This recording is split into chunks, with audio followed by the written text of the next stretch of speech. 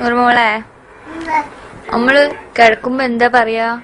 ഉറങ്ങാൻ കിടക്കുമ്പോ ആദ്യം അതിന് മേലെ ഖുർആൻ ഓതൂല നമ്മള്.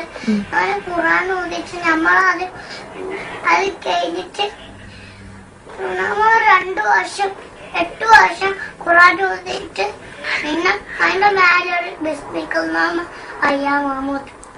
പിന്നെ നേരെ വെളുത്ത് നീച്ചാല് അൽഹംദുലില്ലാഹി അല്ലദീ അഹ്യാനാ ബഅദ മാ അമാതനാ വഇലൈഹിൻ നുശൂർ. നീ ബാത്റൂം പോകുമ്പോഴെന്താ പറയാ? അല്ലാഹുമ്മ ഇന്നി അഊദു ബിക മിനൽ ഖുബ്സി വൽ ഖബായിസി. ബാത്റൂമിൽ ഇറങ്ങുമ്പോഴോ? അഫ്റാനക്കല്ലാഹ്. നീ ഭക്ഷണം കഴിക്കുന്നതിന്റെ മുന്നേ നൂറുമോൾ എന്താ പറയല്? ഭക്ഷണം കഴിക്കുന്നതിന്റെ മുന്നേ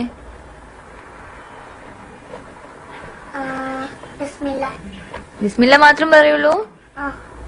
ബിസ്മില്ലാഹിർ റഹ്മാനിർ റഹീം എന്ന് പറയില്ലേ? ഓക്കെ, ബിസ്മില്ല മതി. ഡോക്ടർ ഭക്ഷണം കഴിക്കുമ്പോൾ ബിസ്മില്ല എന്ന് പറയാൻ, അത് ഞാൻ ബിസ്മില്ല എന്ന് പറയും. ബിസ്മില്ലാഹിർ റഹ്മാനിർ റഹീം പറയും. ഭക്ഷണം കഴിച്ചു കഴിഞ്ഞാലോ? അൽഹംദുലില്ലാഹ്. ഇനി തുമ്മിയാല് നൂറുമോൾ എന്താ പറയാ? അതിനും അൽഹംദുലില്ലാഹ്. അൽഹംദുലില്ലാഹ്. അപ്പം ആമാമ എന്താ പറയാ? തറാഖുമുല്ലാഹ്. അപ്പൊ നൂറുമോളോ?